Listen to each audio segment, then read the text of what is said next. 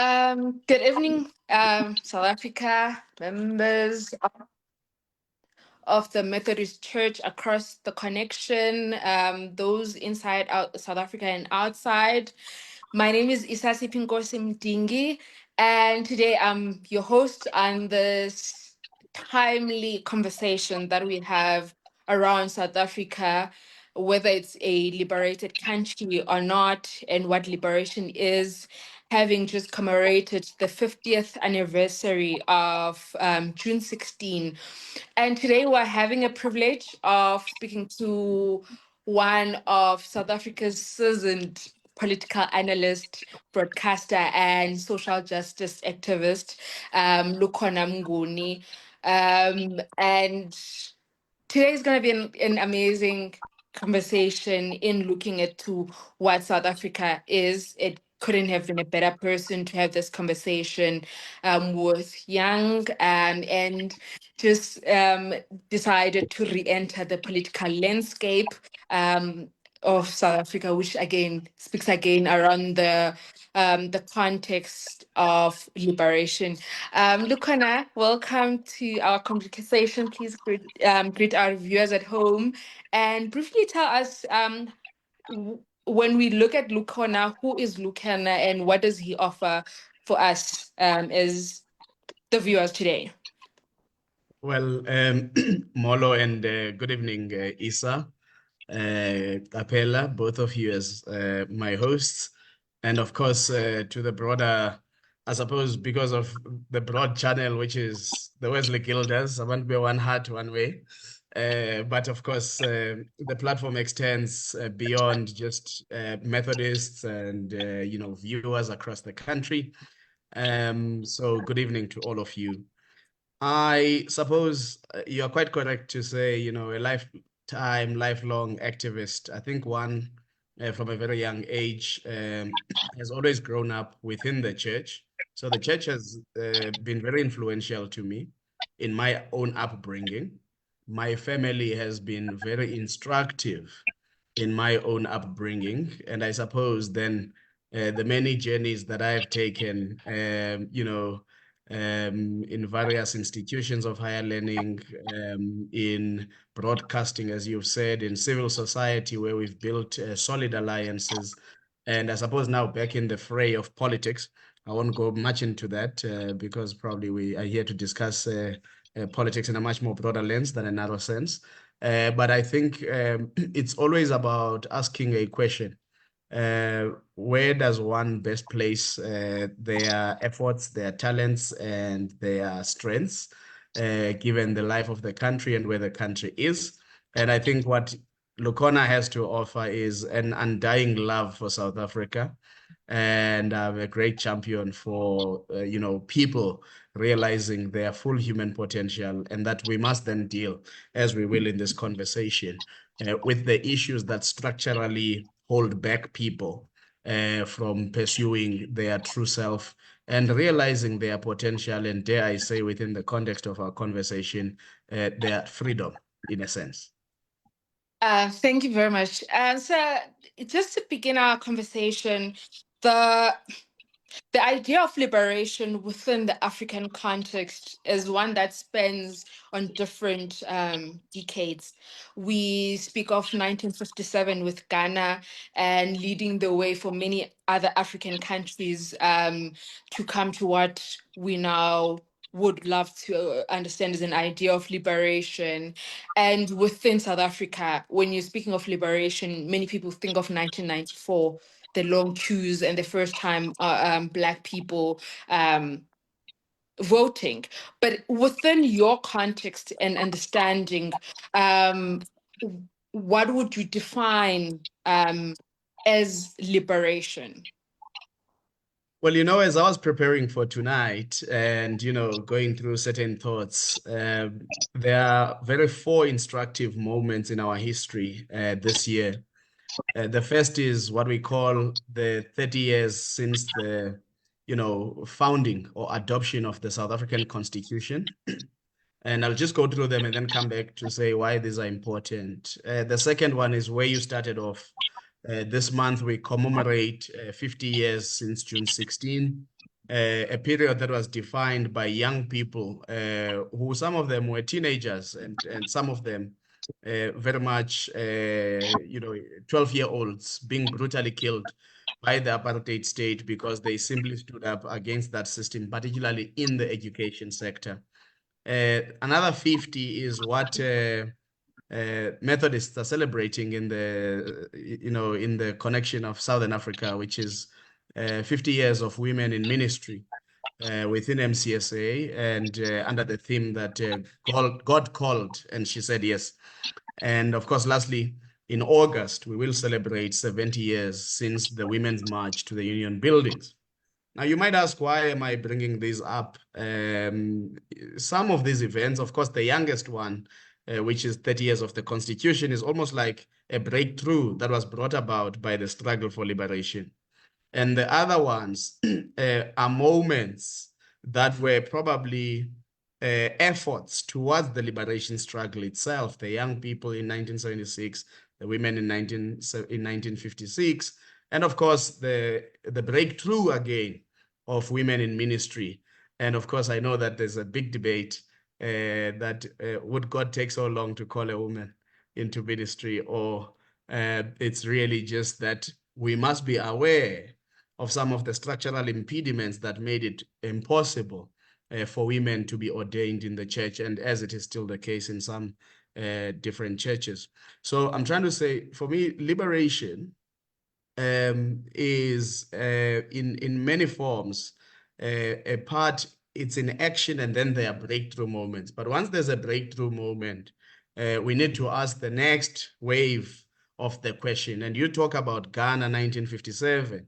One of the things that Kwame Nkrumah focused on was this idea of political liberation to bring about the sovereignty of a country. So he said, playing words with the Christian doctrine, saying, "Seek ye first the political kingdom, and all else shall be added unto you." Now, some people critique that conception by Kwame Nkrumah to say, of course, then we were never going to get the economic freedom if they wanted the political freedom first. But I suppose the injunction there was that you must have the political sovereignty of independence over your own country so that you can then be able to pursue other forms of freedom within, the context of a liberated society. Some people will argue that because the people who are often at the forefront of liberation, at least liberation from a context of gaining the independence of a nation, are often men, they then define and close rank on certain other forms of liberation, which is why the feminist movement becomes very, very important in the context of understanding the intersectionality of oppression across class struggles, gender, sexuality struggles, and racial struggles, and so on. Because you'll find that men say, even to women, no, no, no, no, we are all black. Let's fight the condition of oppression along the racial lines. And then you say, but there's this issue that is outstanding, the question of gender and sexuality. And then they say, no, no, no, no, no, but let's defeat the common enemy, and so on. So liberation then in that context becomes becomes a complex issue. That, there are many moving parts. There are some areas of agreement and clear areas of disagreement, which is why the question of liberation from racial oppression and patriarchal oppression, you find that in the patriarchal oppression at times there could be collusion across races about the place of women and others in society. The other part that I want to mention on this issue that you are raising, Isa, is that as the other work that I'm fond of is the work of Frantz Fanon, because he describes liberation as almost having to happen in two fronts. So the first front is the political independence front, which we spoke about when we spoke about Nkrumah and Ghana. The second part is what he calls psychological disalienation. So part of becoming liberated, and Biko advanced this in very easy to understand terms. The greatest weapon in the hands of the oppressor is the mind of the oppressed, because the oppressor makes you become one with your inferiority description. So you even get to own your inferiority that you are endowed by the oppressor. You even get to locate your class position in society and so on. And therefore, you navigate day-to-day life within the boundaries of what has been defined by the oppressor. And the reason Black consciousness movement was important was that it then had to try and liberate the minds of Black people first and foremost, before it could then give them political, independence. Because if the mind is not liberated, you can't define the paths to struggle and then create the critical mass mobilization that is necessary. And I suppose that you need to then, do this psychological disalienation where the oppressed is awakened, is given consciousness to move out of this condition of being oppressed. What maybe Malcolm X, those who are fans of Malcolm X, would talk about the house Negro phenomenon, that, the divide and rule of the oppressor is such that it creates insiders and outsiders, and the house Negro feels that he's better than the people who are at the plantations. So I'm trying to say that this idea of liberation, as we think about it in a political lens, there's some other work that needs to be done at an individual on an individual basis to help free the mind so that it can see the world in a different lens rather than the lens that has been defined by the oppressed, by the oppressor. And I hope that we might at some point in the conversation get to what happens in the context of a liberated country where some people feel that they are not liberated. And that talks about the multiple layers of patriarchy, of class, of race, and so on. And that we get liberated along different areas. But because we are in a church platform, allow me to just reflect a little bit again on what we might call the theology of liberation, because that's also important. Because the church always grapples with this idea. The Bible came with the colonizers used the Bible to oppress people.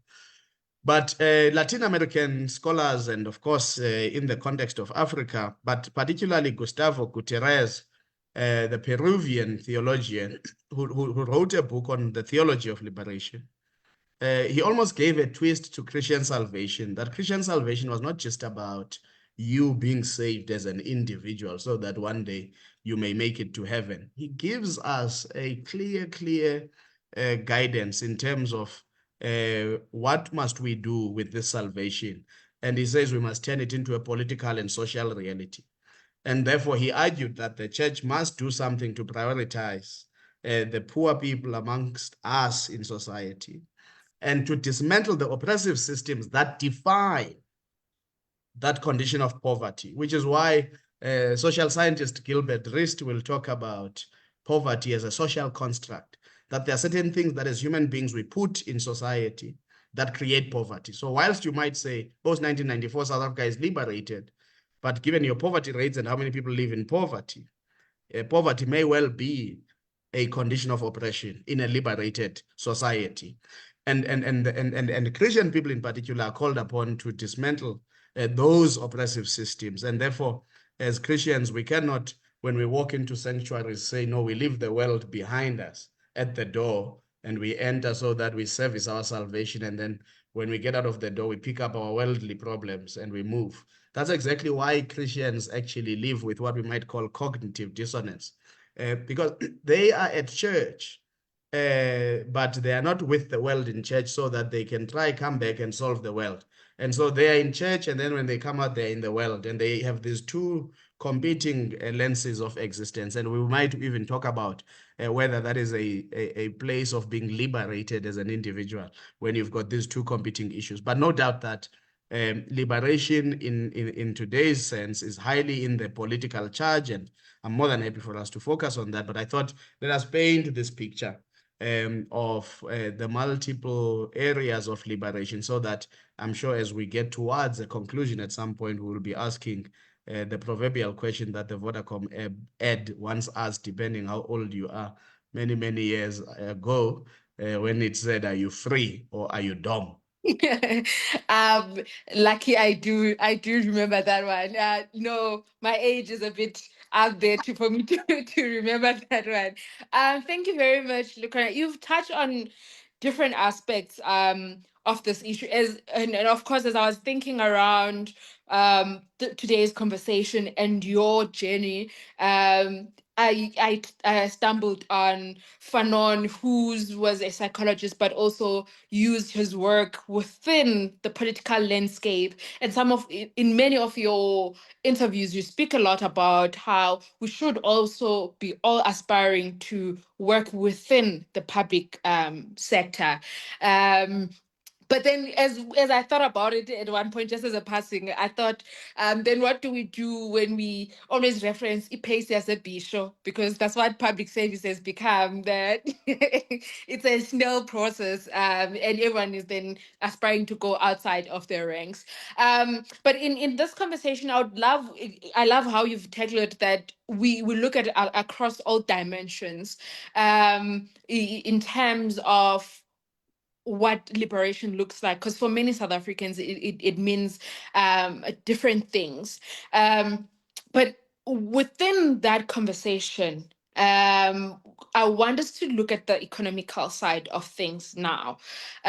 You're speaking at a country that is very young in democracy, that follows countries like Zimbabwe, who came at a very strong point when it comes to their liberation, and then they got into the peak, and then it went to recession at one point. You speak of what Rwanda is now, started at a backlog of the civil war, but now it's picking up. So it looks like the idea of liberation economically comes at different levels. But when you look at South Africa, you look at EFF and how it has positioned itself when it started on poking questions around Section 25 and how land is closely tied to that liberation. And the question is then, can there be true liberation within South Africa without answering the question of economic transformation? Well, I mean, I suppose where we started off, and that's a very important question. Where we started off, we said, I mean, Nkrumah would have spoken about this idea of the political kingdom, and then all else follows. So, which then tells us that liberation ought to be in stages. You get liberated, and then you must define the framework of that liberation. A number of countries, that framework became democratic systems, so democracy. In some countries, that framework became military rule. In other countries, that framework became a hybrid of everything. And in some other countries, it became a swapping of oppressors. So you'll find a country that would have been, take a place like Hong Kong, for example, would have been part of the oppression of Britain, and then there's a deal between Britain and China about this place called Hong Kong. So Hong Kong is effectively liberated from British rule, but in the negotiation of its liberation, there's something that still gives China a high sense of dominance over how the affairs of Hong Kong are done. And that's why you get the umbrella revolution around 2014, 2015, where effectively people of Hong Kong are still seeking real liberation from conditions of oppression. So the point really with economic liberation, and I'm going to introduce you to another favorite scholar of mine, a German philosopher, Erich Fromm. He writes a book that is called The Sane Society. And this book is published around the early 1950s.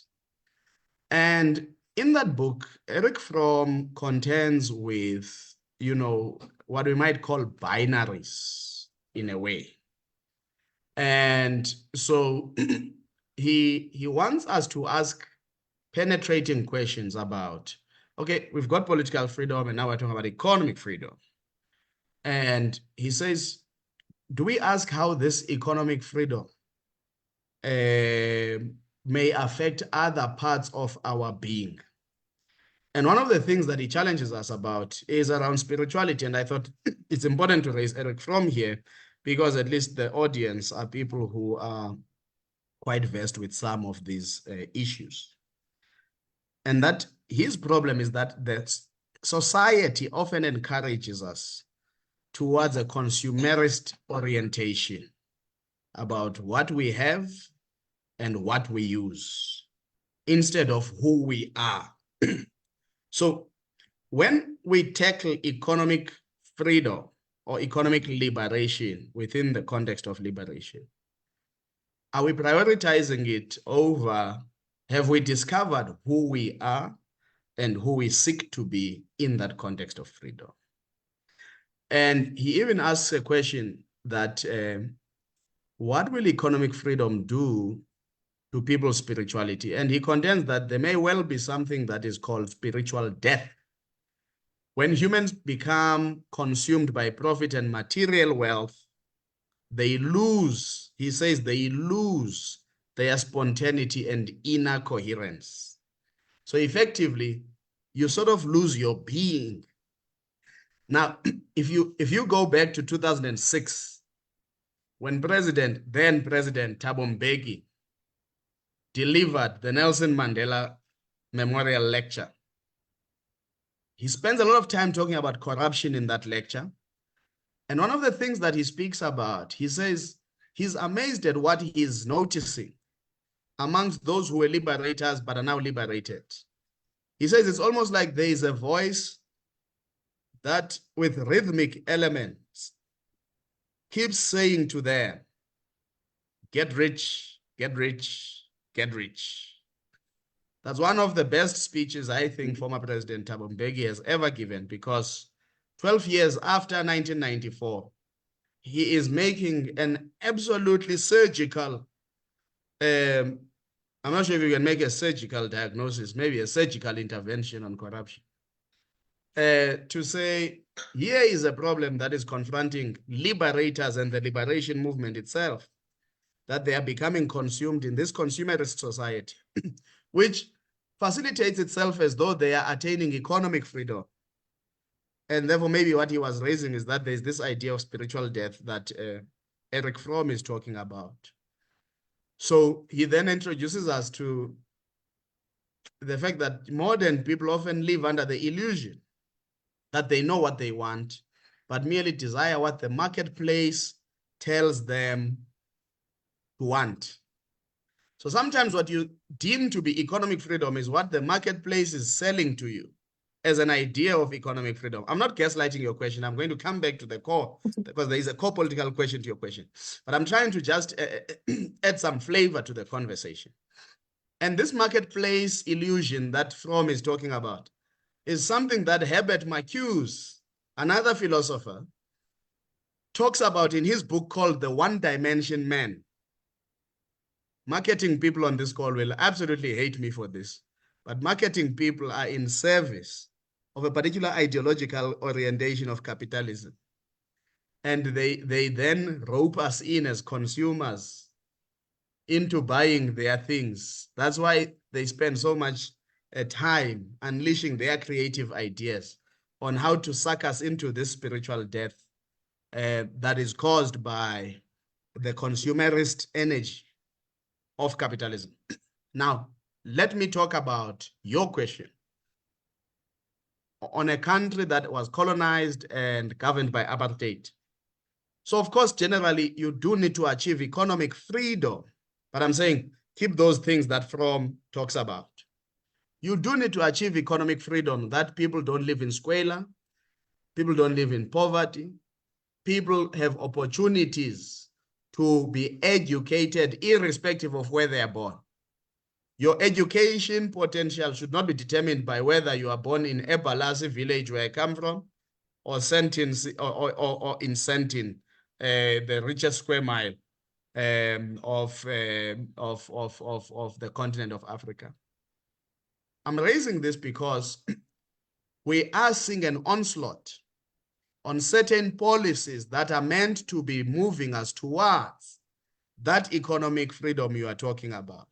Policies on broad-based Black economic empowerment, affirmative action, and employment equity, where people are saying we should not use race as a determinant of those policies. Yet we know that structurally, white people in this country, whether directly or indirectly, their upward socioeconomic mobility was influenced by government policies.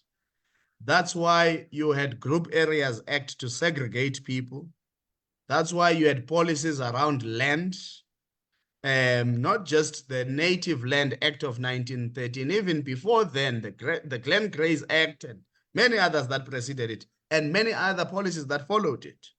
That's why you had Jobs Reservation Act, so that you categorize that some jobs are not for African people or Black people in general. That is why you had the Verwoerd determine that the policy of apartheid, because some of these laws precede apartheid, by the way. And that's why when we talk about liberation, economic freedom, and so on, we need to address this question around the national question, because the national question is not an apartheid problem. It precedes it. It's a condition of oppression of Black people. And that's why Verwoerd's philosophy was to make Black people drawers of water and hewers of wood. And therefore, they were not fit to be taught mathematics. They were not fit to be all of these other things. So if you talk to my grandfather, he learned as part of royal, his education curriculum was under the royal curriculum. But over time, the apartheid government realized that no, this royal education is not good enough, is too good enough for Black people. We must introduce this Bantu education. We must introduce Bantu stance. And effectively, what apartheid did was what the likes of Pixlika Isaiah Sime, when they founded the African National Congress, were fighting against: the ethnicization of Black people and calling for the unity of Black people in order to confront colonialism. So in post-1948, we were taken back to pre-1910, where basically the Bantustans were to undo the process of liberation of Black people by virtue of saying Black people must be united. They must not allow themselves to be divided along ethnic lines in this society of theirs. Therefore, the idea of economic freedom then arises necessarily so because you understand that a minority group in South Africa was given economic ability and economic stewardship structurally by policies of oppression, not because of the talent, not because of the might, not because of the supremacy of ability in that minority group. And therefore, yes, once you have this political freedom, which allows you to define policies of development and transformation, you must use it to ensure that there is what I call democratization of economic ownership. Because when we say economic freedom, we must ask ourselves, what do we mean? Do we all become millionaires? Do we all become billionaires? Or is our pursuit justice so that each and every person who lives in this country can have the realization of one of the fundamental human rights, which is their dignity? And therefore, economic freedom is not just about land. It's not just about jobs. It's also about what we might call the minimum floor for social security for all South Africans. And that social security is found in the chapter 2. In chapter 2 of our constitution, it's called the Bill of Rights. It says all of us should have water, all of us should have shelter, all of us should have food, all of us should have, the right to health care. And listen to this, that section, I think 27, is very important. The right to health care and reproductive health. So reproductive health is not a hidden right within the healthcare ecosystem. Reproductive health is a fundamental co-joined right to healthcare in South Africa, the right to education. So I'm trying to say that minimum floor is in the constitution. And if you gave every South African a quality of just those constitutional entitlements, you would be 50% towards the realization of economic freedom for all South Africans. So that we don't think of economic freedom, it's important that we produce black billionaires. I'm very absolutely clear about that. But there'll be few of them. There will not be many black millionaires. But for the rest of the South Africans, is to make sure that we live dignified lives that are just, that are symbolic of the equality we pursue, that are prosperous, and ensure that where I am born does not determine my lifespan or not. So indeed, South Africa has not realized materially economic freedom. We have not, because by virtue of the number of people who live below the poverty line, the absolute poverty line, we cannot claim that South Africans have realized economic freedom. The levels of youth unemployment make us not to be able to claim that we have realized economic freedom. The number of young people who leave school without attaining a matric, with no option for a skills development pipeline, we cannot claim that this country has realized economic freedom.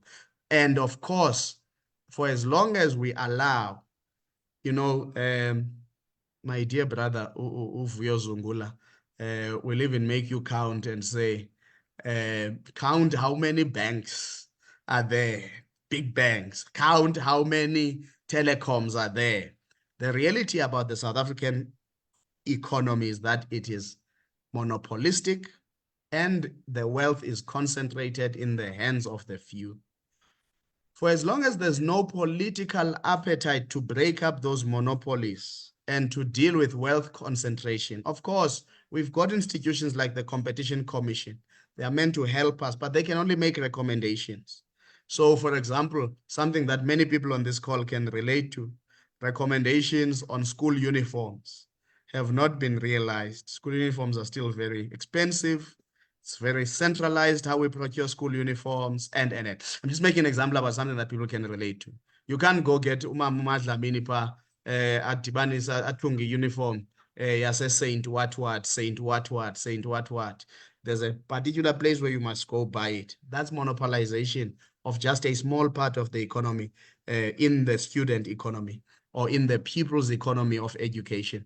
But I'm raising it so that we practicalize this thing, because if there was a sense of economic freedom, we would probably have multiple sites of, production for these school uniforms and so on, which would lower the costs and so on. And then what becomes worse as a last point, Isa, is when the democratic government or democratically elected government fails to do just the basics on its end, it further erodes economic freedom, even for those who have realized it. So for those who have jobs, it means that you must focus on private schools, private security, private medical care, private water provision, private electricity provision, private security provision. That is money, private transportation. All of those things is money you could be saving, spending in the economy, or spending in your family.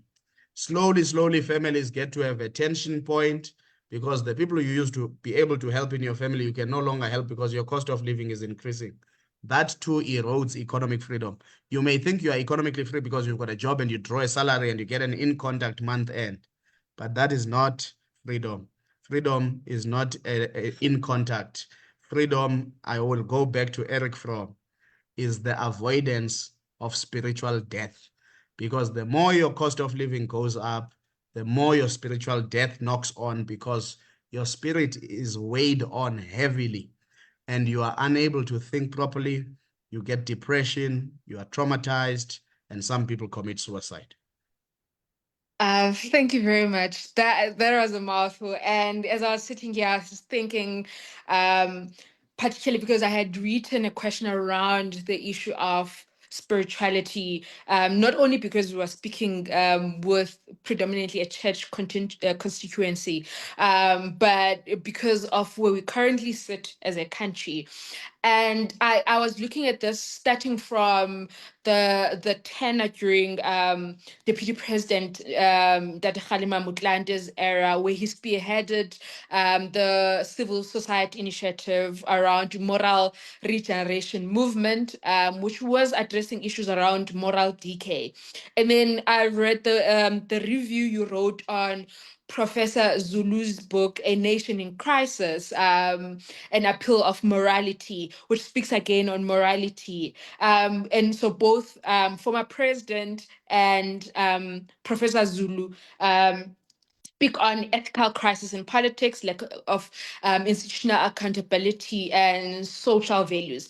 But you further extend this on your side, that on your own contribution, you further highlight that this crisis has extended beyond governance to our own society, to our own background, through the look at God economy, where ordinary South Africans participate in this moral decay.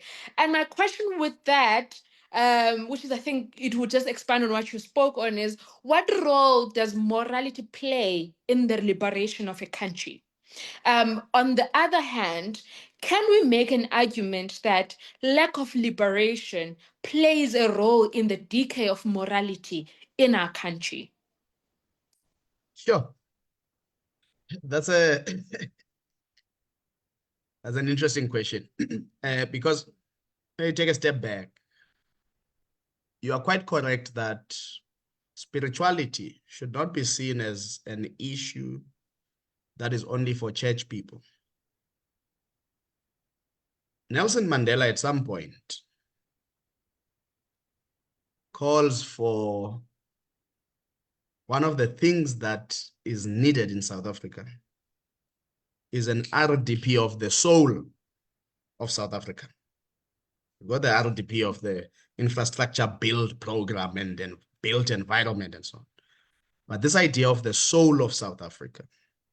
And I often say to people, I truly believe that places have souls because the people who live in them have souls. And if those souls of the people who live there are poorly influenced, the soul of the place itself will be poorly influenced. Now, you raised Prof. Zulu's book, and he, he contends there with various ideas on what public morality is about in that book, A Nation in Crisis.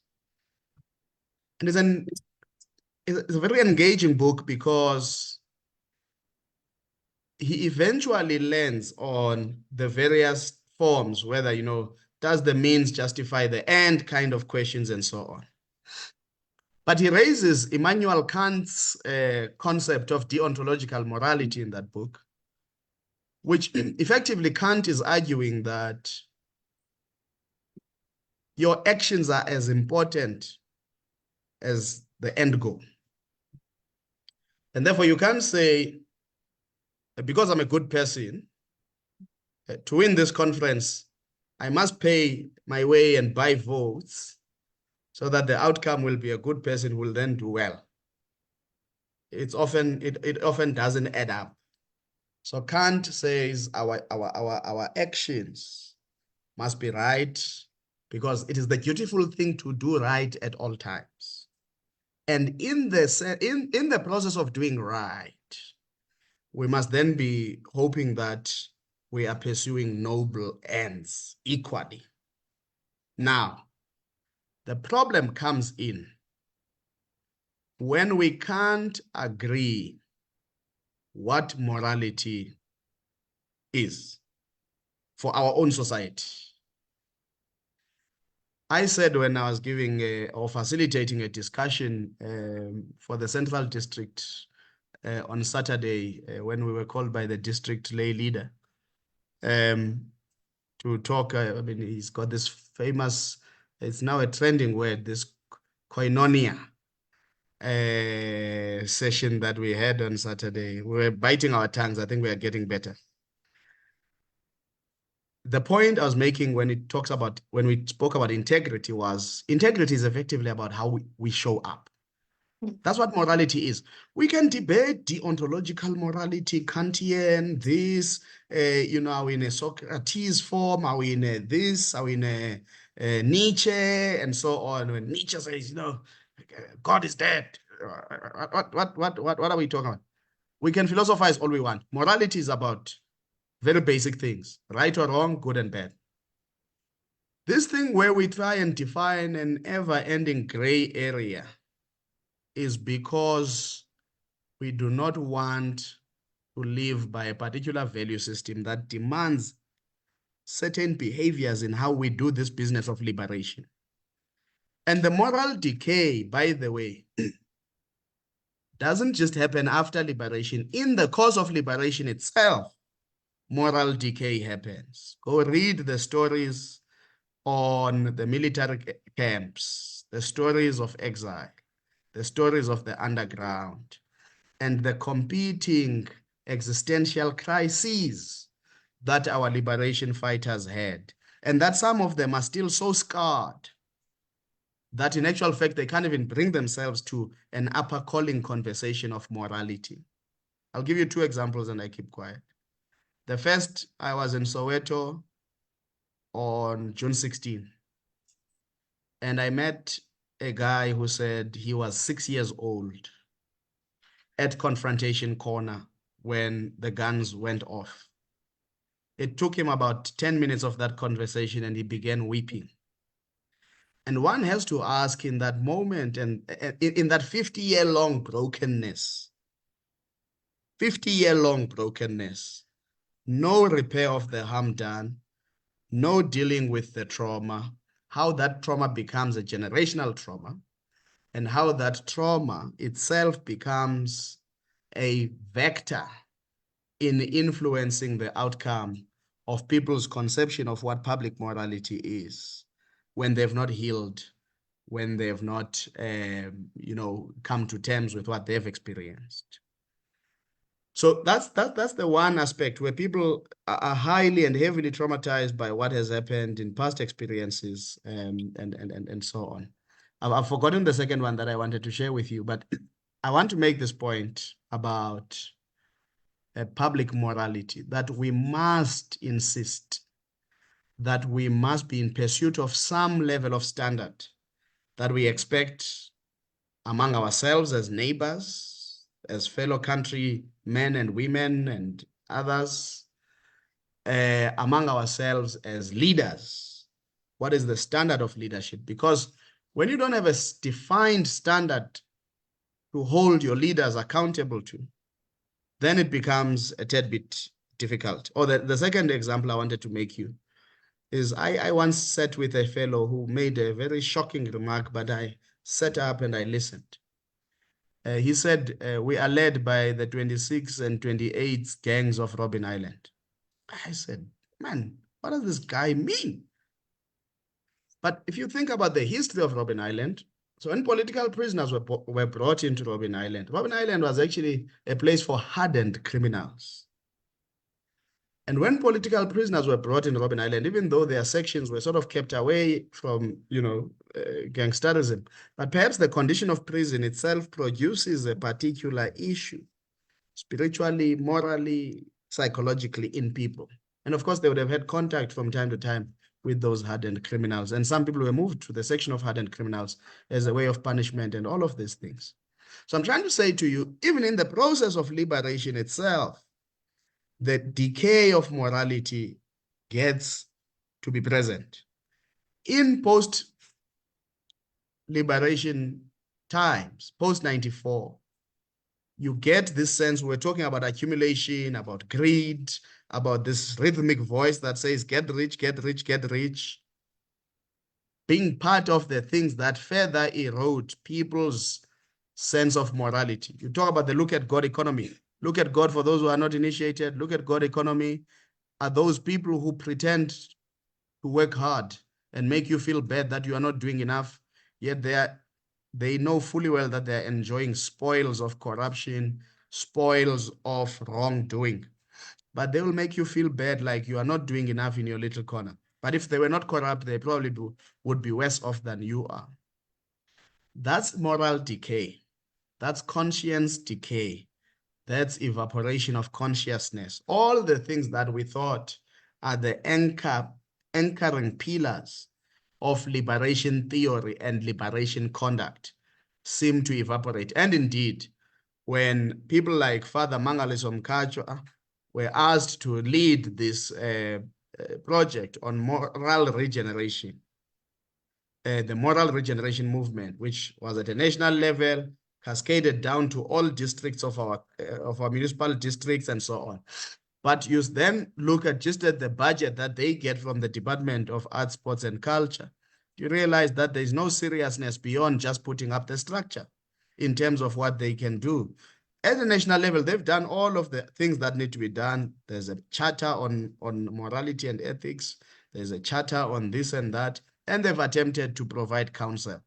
But if you put up a structure like that as government, you must then ask yourself, are we able to receive feedback from that structure in how we as government are governing? Or is it just one of those structures that we are putting up so that we say we've ticked the box, there's something for those who are interested in the moral regeneration?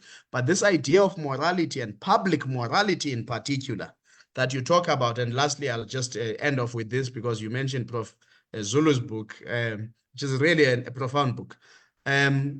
He talks about just how important it was at some point when one MEC publicly apologized for something that had happened. Because public apology from our public servants is something that we don't get. You will see a public servant who would know this one is in real trouble right now. And they will pretend like the trouble does not exist. And the famous words that they used to use is, no, there is no crisis in what. There's no crisis in what.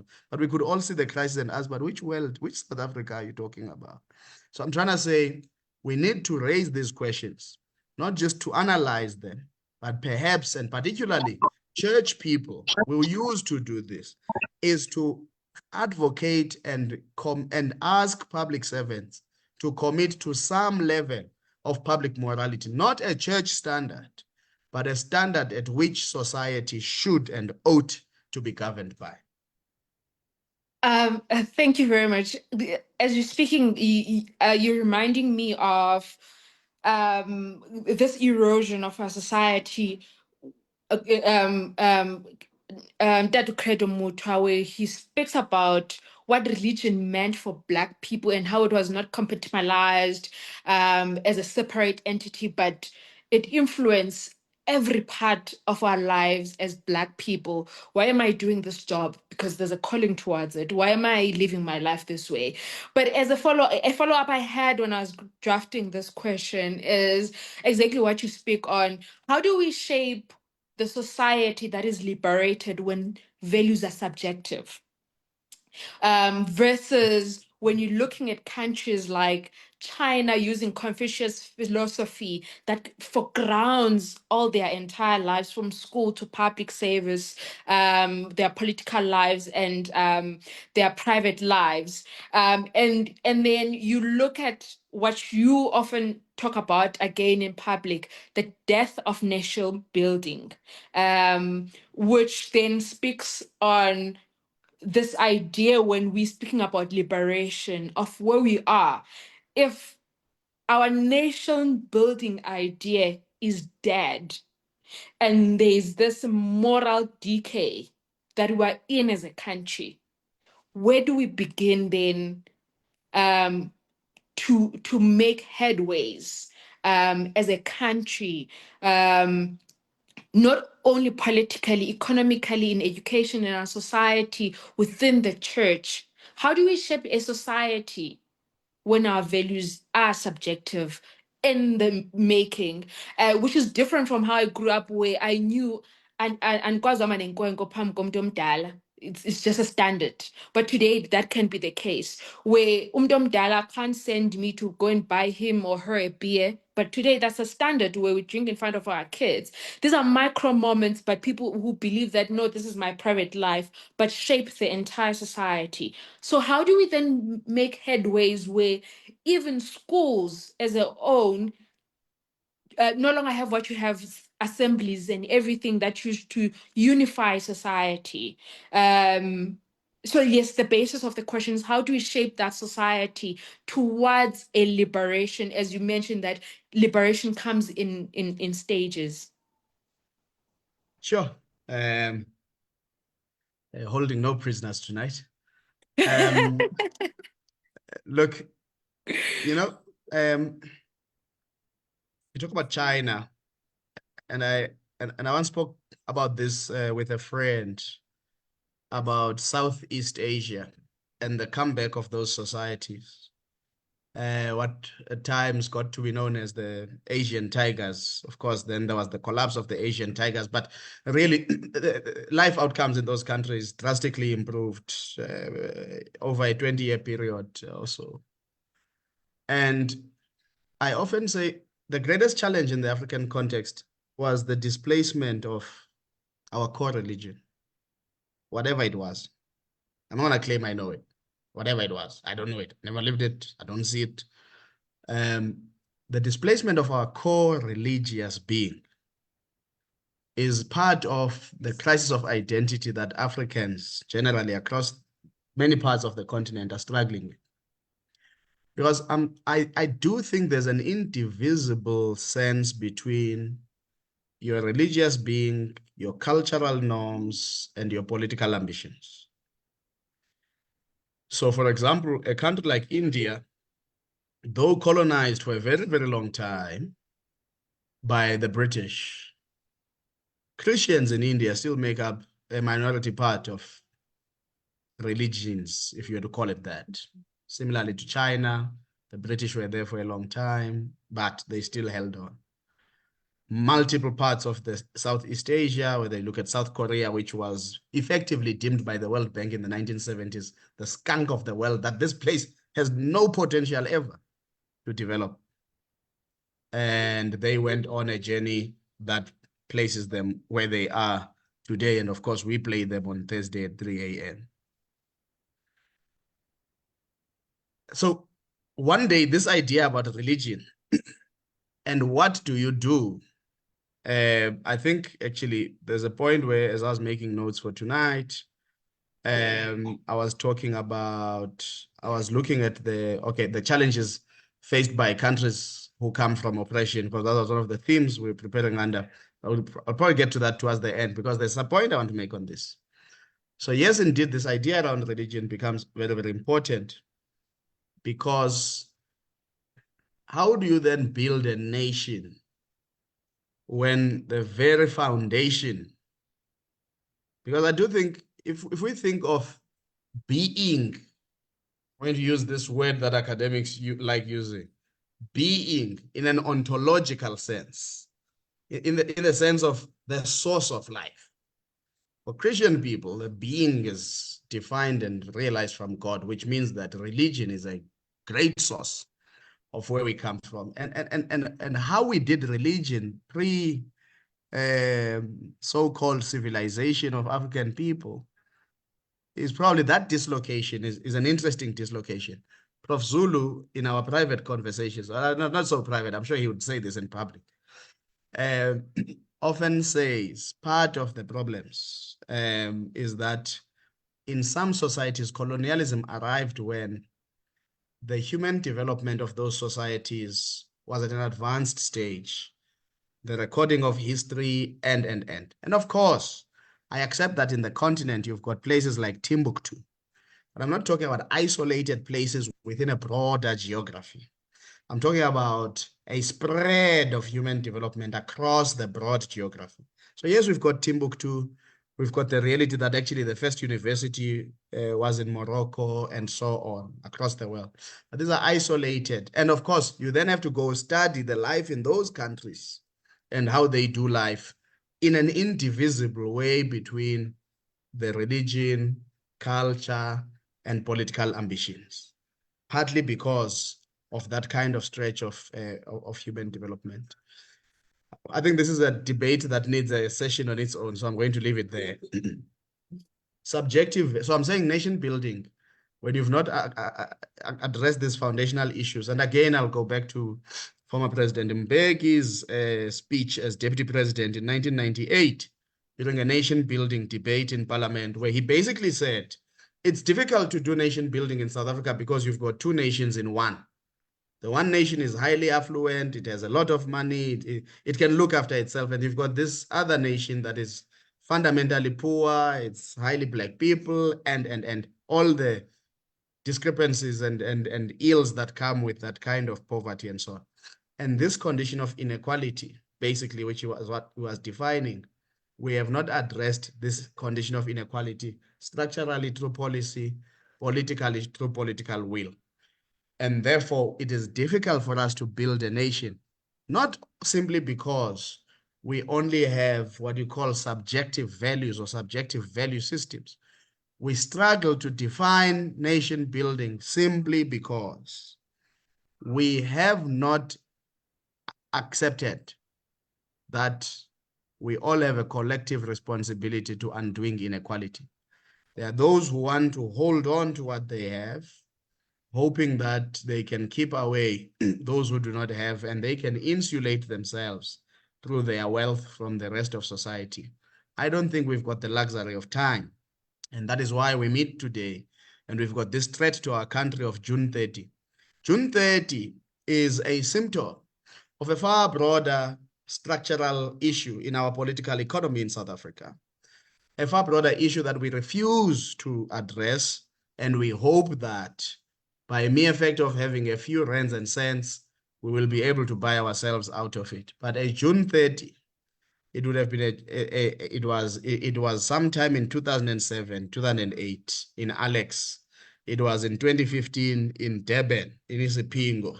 It was July unrest, 2021. It's June 30, 2026. There is a relationship and correlation to these issues with the fundamental political economic issues. So that's why it's called political economy. The politics intersect with the economy. You get the political freedom, there's something that you need to unstructure or distract in the economic tentacles of the conditions of operation. And in this country, unfortunately, we have not yet attended to this issue of the economy. And therefore, our political economy question remains. I call it, and that's why if you go to my X or Twitter, I say I'll be a socio-political economist. Is because socio-political economist is because the social, the political, the economic intersect, and they do so on top of the environment, which is the environmental. This is why we are headed to destruction, and therefore your questions around nation building. So we don't have to fix our understanding of morality first. We've got to have an acceptance of what is the structural condition of South Africa, of its social fabric, its political economy. If we have an understanding and we all agree that this has to be sorted out, then we need to then move towards a vision. Then we can then say, what values need to guide that journey?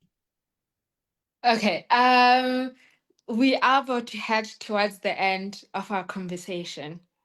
Um, sorry. I have a question for Ubudi. Okay, no, I'll have it towards the end. I was saying towards the conversation in terms of the questions I have on my end. All right, no problem. I'll trace it post 1994.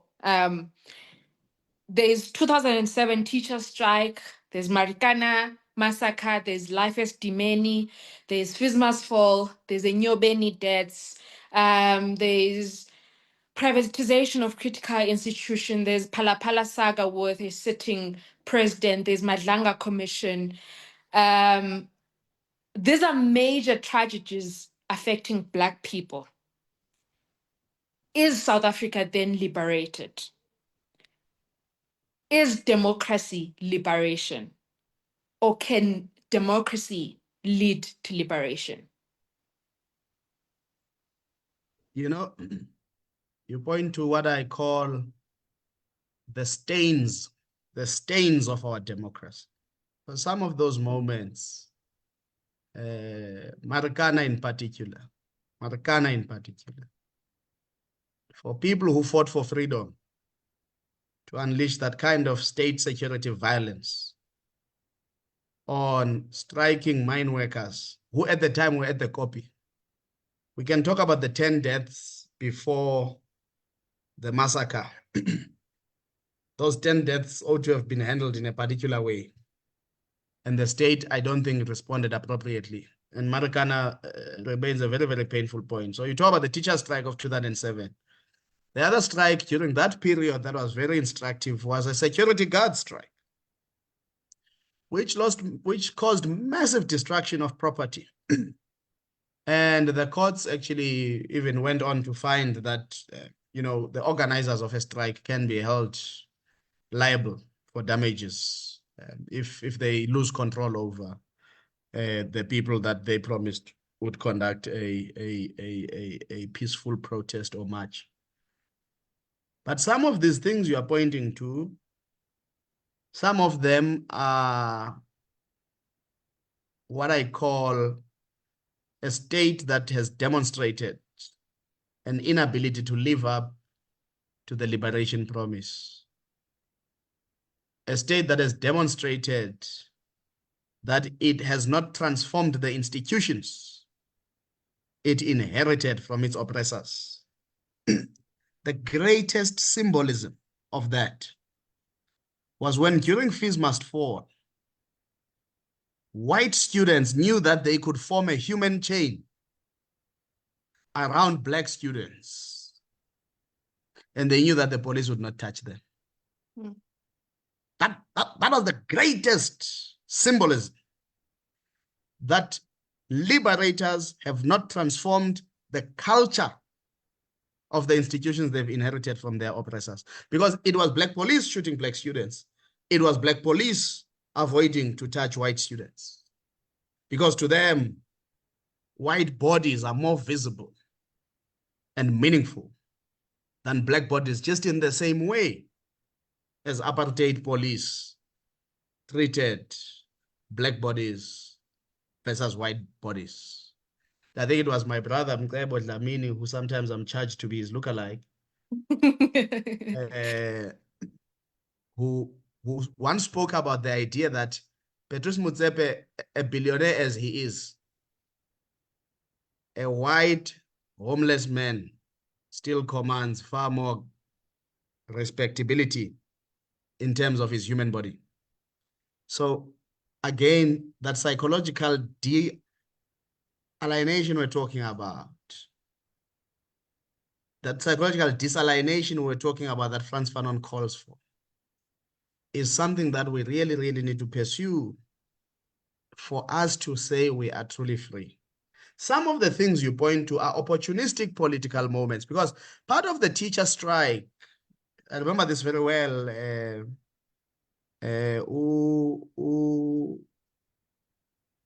Geraldine Fraser-Moleketi was the Minister of Public Service and Administration. And parts of those strikes were a proxy of the fight towards the Polokwane conference of the ANC. They had nothing to do with the real plight. Yes, the plight was there. It's like the March and March issue. The plight that people feel in communities through the scramble of limited or non-existent resources, and feeling that there is an influx of foreign nationals into their communities, and feeling that some of them may well be undocumented, and therefore it's an unfair competition for limited resources. That plight exists and it's real. But that plight gets exploited by opportunistic elements in some instances. And that is the kind of problem in a highly unequal society, is that those who have will at some times fight their elite differences using the poor because they've got buying power to influence the behavior of poor people. And we know this because we know it in universities like UKZN at the Westfield campus. There's an informal settlement called Banana or something like that next to the university. And students, because they're buying power, would go and buy alcohol and recruit unemployed people from the settlement who come and amplify the strike at times. These are things that happen in a highly unequal society. And Indeed, as one of my seniors has said to me, our greatest ill in South Africa is the high levels of inequality, because there are people who have so much that they even can influence the agency of others or manipulate the agency of others or buy the agency of others towards their cause. And therefore, a society like that is definitely not a liberated society, my dear sister. Thank you very much for that. And again, in thinking about the broader aspect, um, I have two questions around the way to move forward, but one has to touch to the area I research in, which is education. And Hlumelo Biko likens South African education that we are we're rather in a system of what you would call the original sin, where he calls the crime of Bantu education can be likened to Adam's biblical sin in eating from the tree of knowledge of good and evil, as a result of which all humanity was exiled in perpetuity from the Garden of Eden. And I always feel whenever I read that part, it tells a bigger story of South African education. And this becomes an important question because we are commemorating 50 years of 1976. And last year it was 10 years of First Must Fall. And recently there's been contestations of the Bella Bill in terms of allowing languages, which is again that's some of Fanon's work around language and the importance of language. But in a broader sense, in your own view, what could be the role of education in helping us advance a different level of liberation, as the one institutional aspect that was used to actually oppress Black people from the missionaries to where we are today? Well, it's an interesting question.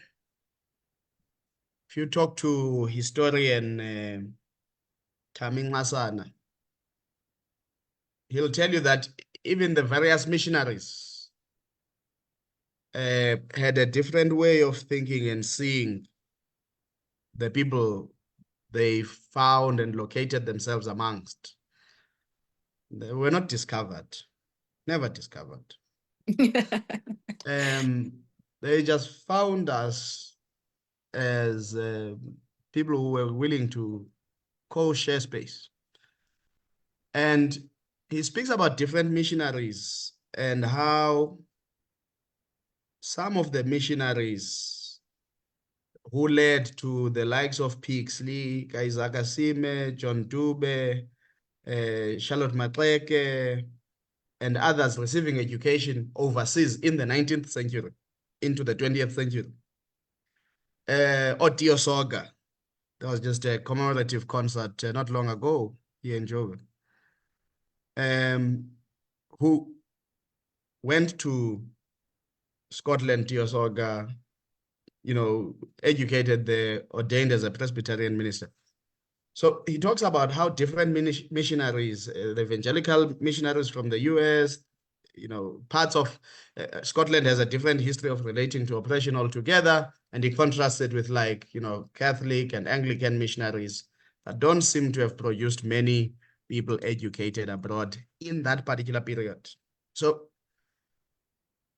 education then was a very different thing, and the opportunities for education were completely vast. I mean, people like A.B. Puma, who became president of the ANC in the late 1930s to 40s until 1948, was a medical doctor, educated in the US, and so on and so on.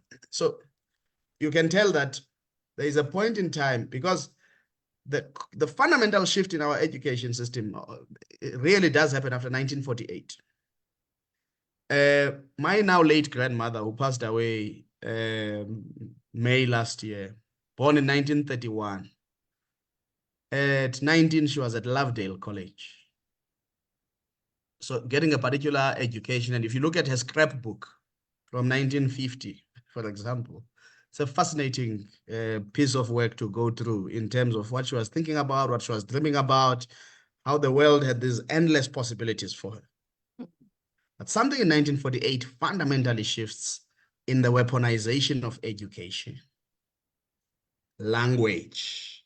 When we get to the 1976 class, because they are fighting being forced to be educated in Afrikaans, not just Bantu education, but now this education to be delivered in Afrikaans. So education evolves, then language evolves into education. But you use an interesting phrase from my other brother, Tumelo Bigo, about, you know, being exiled into perpetuity from the Garden of Eden. But let's complete the story. That from that being exiled, we receive salvation in the cross. And that's why even Moses' 10 commandments are rewritten by Jesus into the greatest commandment being about love, loving God with all your mind, your soul, your heart, and loving your neighbor as you love yourself. These are the last commandments we are left with. So even through that being exiled, as political liberators were also exiled, but salvation, or a window of salvation, comes in 1994. The question is, what have we done with the salvation we have received? That's the fundamental question.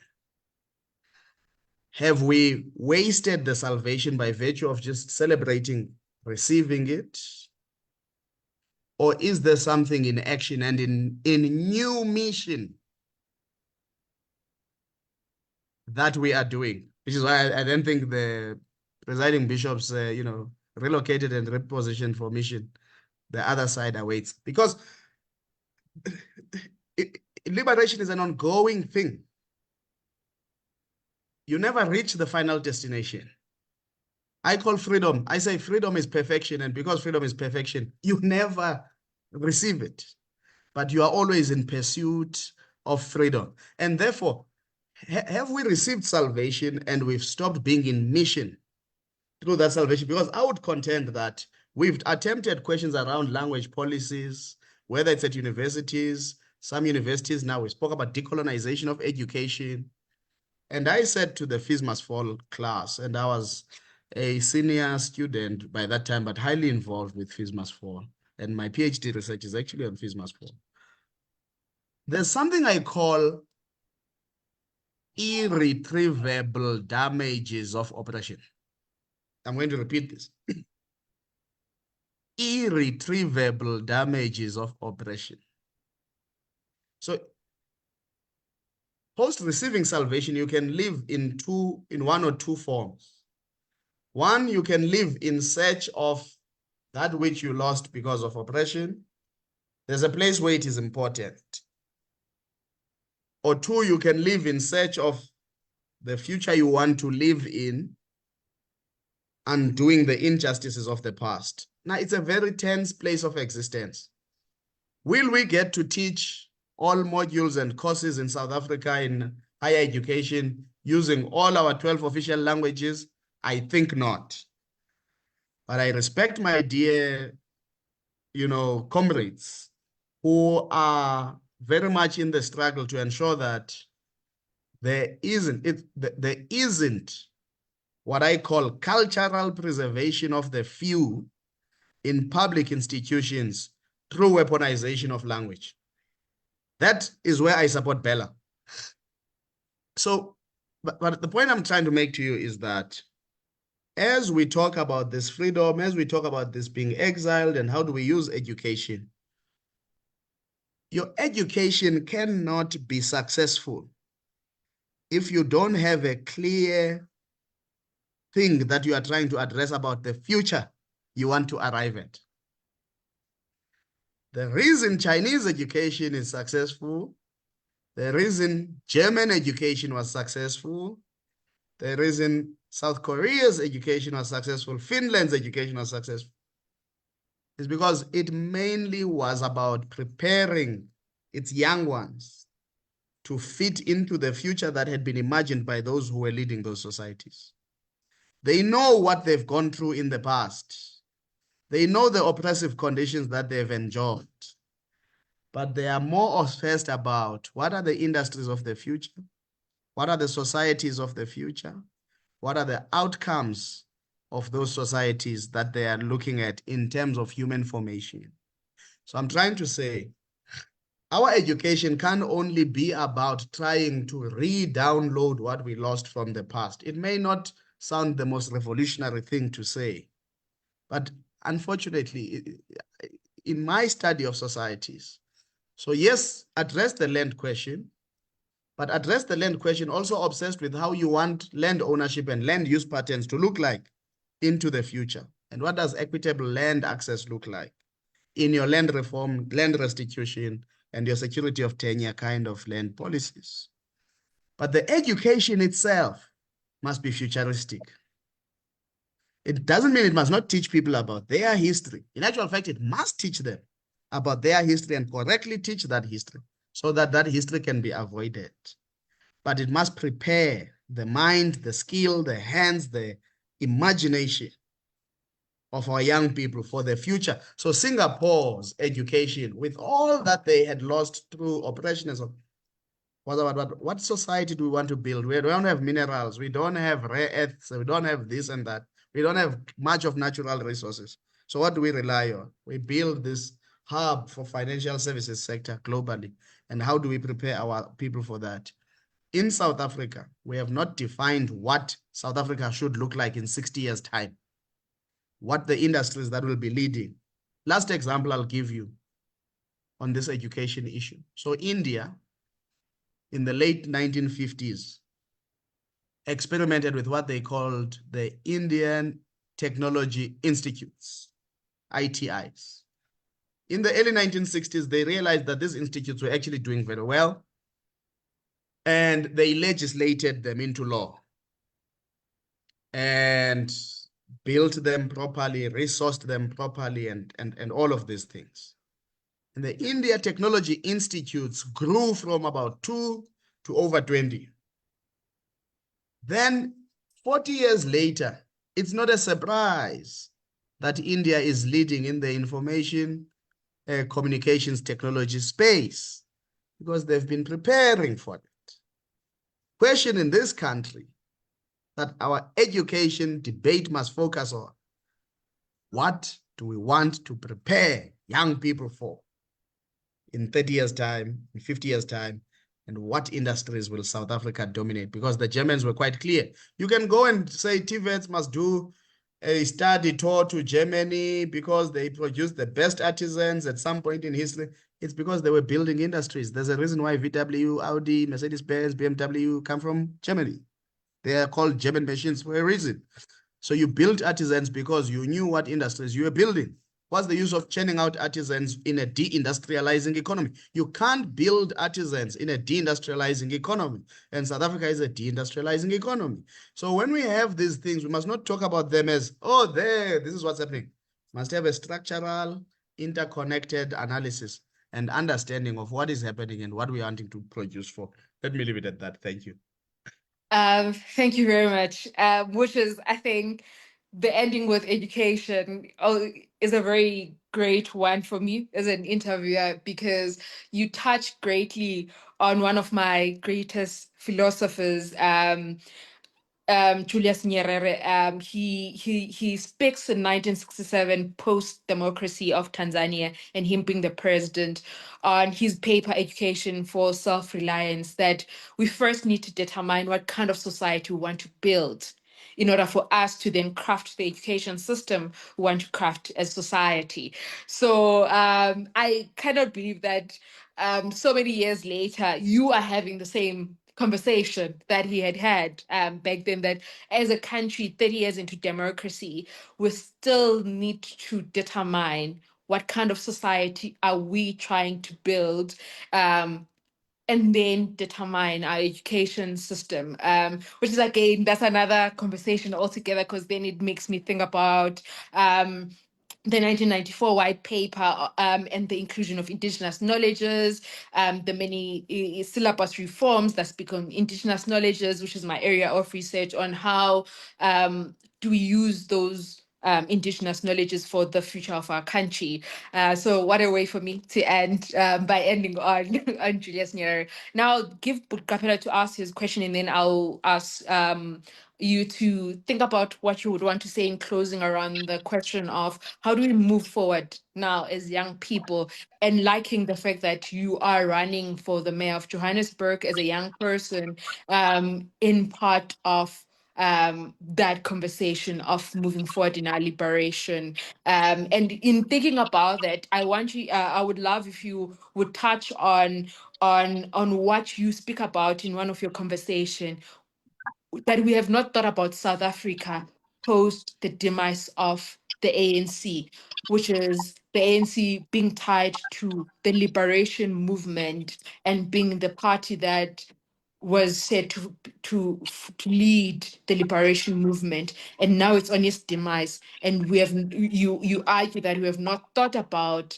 what South Africa becomes then, and what then do young people do, in, because there will be a vacuum, and how do we fill in that vacuum in our process of liberation? But Kapela, you can ask, and then Lukhona would finalize. Enkosi Isa. Mkhulu, thank you very much. Ndimqaphela ke, as you've heard besike sazana ke ecaleni, but greetings to all the viewers. My questions, I've got only one question because of time now. So now, in closing, I've heard someone saying a country is only good as its people. But for those people, or for its people to be good, the land between the ears must be good, because every action of the people of that country is a blueprint of the mind, because everything in life happens twice, first in the mind, then it manifests in reality. You said, Steve Biko, you quoted Steve Biko when he said the oppressors dealt with the mind of the oppressed. So oppressors oppressed the minds of the oppressed. So if that's the case, do you think that we've liberated our minds? Do you think that we have what it takes to move forward? Because honestly speaking, we are complaining of the economy, but one thing we should understand is that our minds is the economy. If we work on our minds, then we'll win the economy too. We cannot only complain about the economy out there without making sure that the economy between the ears nayo is sound. So do you think that we've won our minds from the oppressor? No, I wish time wasn't against us. It's getting hotter. Just Isa, to go back to you on education. I'm not sure if you've come across philosopher Bertrand Russell. His book Education and the Social Order, written in the 1930s. Please have a look at that book. Education and the Social Order, Bertrand Russell. Very instructive because it touches to what Kapela is talking about. Bertrand Russell's core argument in that book, or debate, is whether education should make individuals or create individuals, or education should create citizens. And he says there are different approaches to both, but there are different damages also.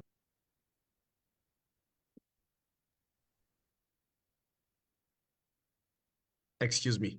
So there are different approaches to both dimensions. But he says if you want to create citizens, you may risk the risk of having education that is indoctrinating. If education is to produce individuals, you may have the risk of people who are in super competition and cannot live in community. I will leave that to you guys as a debate. It's a beautiful book. It's a beautiful book because it also talks about how history is taught, who are the winners, who are the losers, and all of that. And I suppose very close to your last points on Unyerere with this concept of Ujamaa. that you are talking about effectively. You know, self-determination, sense of familyhood, and all of these things. Previously to 1967, Nyerere also addressed something which is a fundamental risk to the South African society now. When they wrote the Arusha Declaration before the liberation of Tanzania, he talks about the phenomenon of a loitering youth. I'm raising this because it's very connected to what Capella is raising about the blueprint of the mind. So what we knew is that liberation starts first at a fundamentally thoughtful intellectual gymnastics exercise, where the liberators truly, they'll give us their sense of what is their liberation theory, or what now these days is fancifully called, what is your theory of change? Where is this nirvana you are taking us to? Where is the land of milk and honey, and what does it look like? Where there will be no want, abalambi. What conceptually does it look like at a political level? And I think we've lost an absence of debating ideas. And therefore, the mind has lost its currency in our country in the course of liberation, Capella. And I think it's such an important thing where I've been saying we need a reawakening project, a consciousness project 2.0, and particular among Black people, a Black consciousness project 2.0, because not only are we the majority of the country, we are the single biggest oppressed group of people in our country in times of democracy. We have not accrued a democratic dividend, as I would call it, as many people would call it for that matter. And therefore, yes, this thing between the ears has been contaminated by preoccupation with other issues: corruption, self-aggrandizement, accumulation, greed, boasting, showing off, jealousy, all these things that we are struggling with in our day-to-day lives, in our workplaces, in the church, in our communities, and the broader society. And therefore, yes, I think it's correct to talk about then, if the mind has lost its currency or has deteriorated in its exercise, how do you appreciate its currency? How do you take it to the gym of the mind and of consciousness? And my call is that there is a lot of consciousness building that we need to do for ourselves so that we restate and reinstate the necessity of thoughtful leadership. Because one of the things that we have lost on the question about how do we move forward, we have lost thought leadership in politics. So what we've done, we've said here are the politicians, let them behave. We've said here are the public intellectuals, let them analyze the politicians. And we've said here are citizens and activists, let them fight with everybody and advocate. So we've overly balkanized our society. And over time, what has happened is that intellectuals have been chased out of politics. At some point, we were labeled clever blacks in this country. And it was meant to be a swear word. And I used to people, if you say I'm clever, isn't that the whole process of trying to get us educated and make sure that we've got access to opportunities and all of this? So why are you swearing us with what you should be celebrating? As in actual fact, the fact that we can, as is, we were, when I left high school, I went to do mining engineering first before I went to the humanities. I used to ask, why is it a swear thing that we are now going to the mines, not with picks and shovels, but we are going there to be trained to be mine managers? But because we now can exercise an independence of thought, we are suddenly clever blacks because now you, Mr. Liberator, no longer want to be challenged because you think you should exercise the power without accountability. That cannot be correct. And that sort of hardened my desire to be an itch to politicians and one day go back to politics. Because we cannot allow a situation where politics is seen as a thing of some people who, for some reason, are not expected to be intellectuals. I don't understand. And then when people who are seen as public voices, public commentators, and intellectuals suddenly go to politics, it's, what are you doing? Clearly, your analysis was opportunistic and blah, blah, blah. Fortunately, I live in a very free country that tells me I have freedom to choose whatever I want to do. And therefore, if I choose to go into politics, and I feel that is the right thing to do in service of my country, in service of my future and the future of my child, then I will do that, because we have to reclaim the space that excellence also does belong in politics. It doesn't only belong in corporate, it doesn't only belong in the private sector, it actually does belong in the public service. The issue around what life looks like beyond the ANC, I think at some point I got misunderstood to be decampaigning the ANC. I was just simply pointing to a reality that majority of liberation movements have either lost power and some have ceased to exist. Yeah. And therefore, how do you prepare the country, given what has happened in other countries, where a liberation movement ceases to exist and it goes down with the country itself? I mean, at some point you spoke about Zimbabwe. And part of the problem in Zimbabwe was that at the breakthrough of freedom in that country in 1980, when President Banana was the president, I like saying his name just for vibes. President Banana was the president and Mugabe was the prime minister at the time. There was a Lancaster Agreement. That Lancaster Agreement was not entirely honored. There's been a clip of former President Mbeki trending over the last few weeks when he tries to explain at some ANC gathering how they asked, Zimbabwe to try and postpone their land reform program so that it would not scare off, the negotiators as to what the ANC itself would do.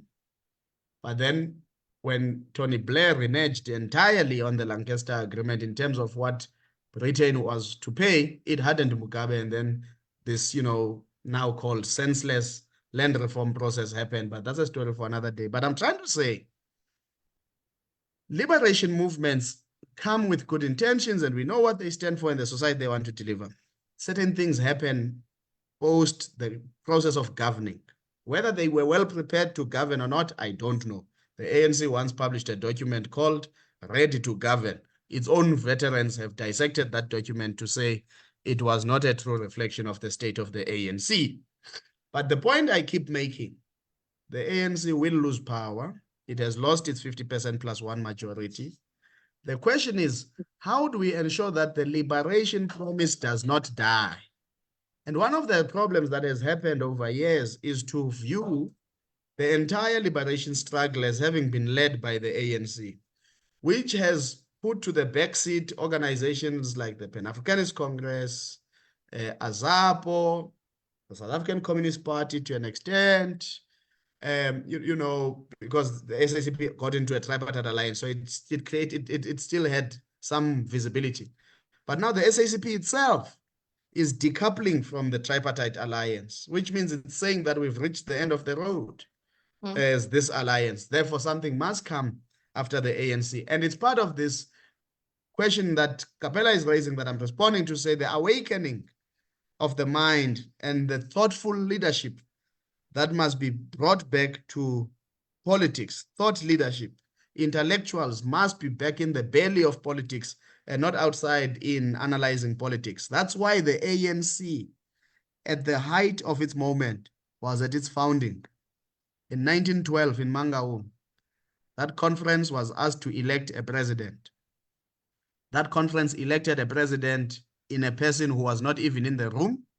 And because there were no cell phones back then or emails, they couldn't even ask that person in real time whether he was interested in becoming president of the African National Congress. That was a moment where people would honestly look at each other and say, in this room, the best is not inside, and therefore we are not eligible. Currently, you've got people who ordinarily in the ANC would not even become more than regional chairpersons, believing that they can become presidents of this country. That is a problem.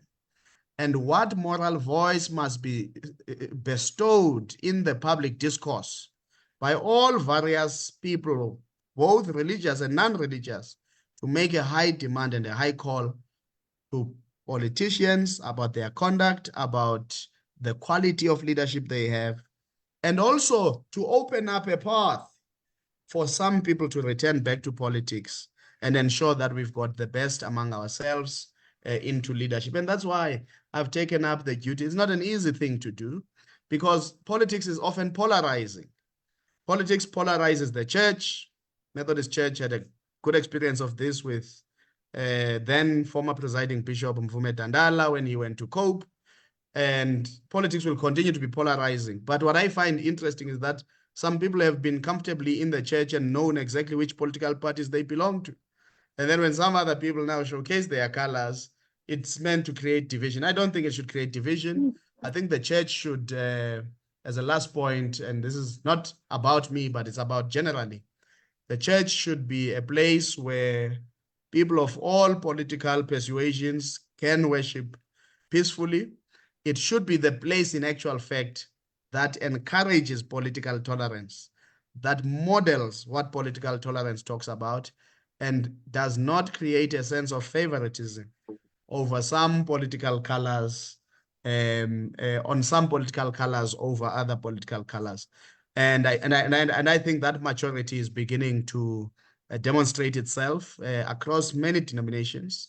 And I'm grateful to see that. And I think that what where to from here is that generationally, and this is not to be ageist, generationally, we have to, the people who are between 25 and 40, not to say 42, 43 is old, I'm just saying, because those people are my generation, but I'm trying to just demonstrate something.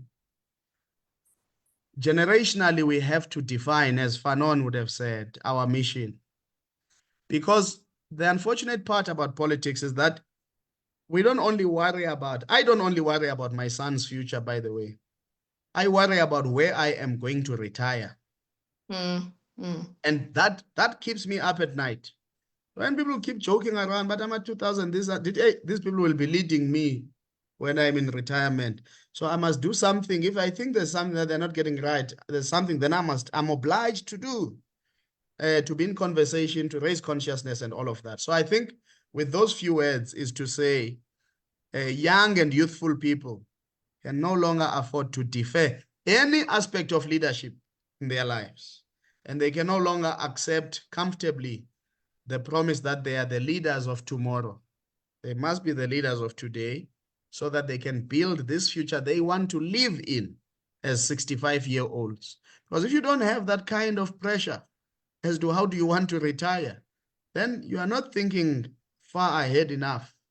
And then that becomes a point of worry for me. And I will personally do and choose to donate my time in the best service of realizing that future when I'm 65. Because unfortunately in my family, we've got such longevity that at 65, you probably still have another 25 years to live.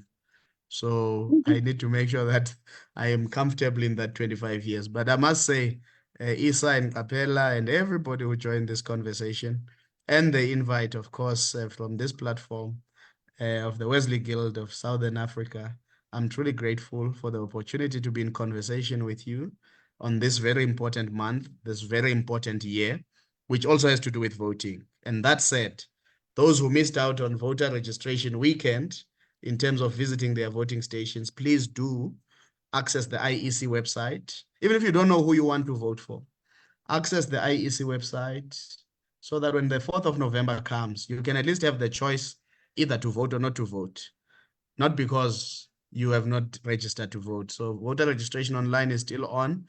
Our fathers, our mothers, our grandfathers, great-grandfathers fought valiant struggles against colonialism and apartheid for us to enjoy this little right that we think is meaningless, to put an X next to a political choice of our own choosing. It's a fundamental inheritance of our democracy. We dare not take it lightly, and we dare in celebration of all the people of June 16, the women of August 1976, the women in ministry in the Methodist Church of Southern Africa, and to our constitution. At least register to vote and take that struggle forward through the ballot. Thank you very much and good night. Thank you very much, Lukhona, for your time, your thoughts, preparing for this.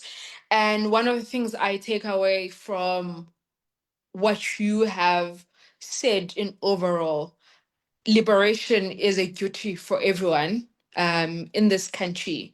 In our small pockets, wherever we are, we all have a responsibility because there is no destination for liberation. It's an ongoing process. For the different conversations we're having in church, recently the Methodist Church has been having a lot of conversation around African spirituality and the existence of people with African spirituality within the church. So it becomes our responsibility. And I want to urge everyone at home to think in their own different lives. What is it that they can do to effect this liberation for our society? The work you do, how does it serve South Africa towards liberation? Your conduct, like you say, we often complain about AMA 2K, but it is us who are presenting the Look at God economy life online. It is us who are presenting our lives, drinking in public, and making it fashionable. Sis Penny, who's an actor, spoke about at one point they became a target of women being the people who advertise alcohol. And what does that say about society when women were the ones who were against beer halls in the during apartheid and ensuring that our society was preserved? So every little act we have as young people in our families, in our friendships, in our churches, we should really think about, what am I doing to society, to the fabric of society? What am I contributing, whether to the death, to the social death, to the spiritual death of society by my own doing and my own acts? To everyone who tuned in today, thank you very much. We really appreciate your time. Until the next conversation, this is good night from me and everyone who had joined in.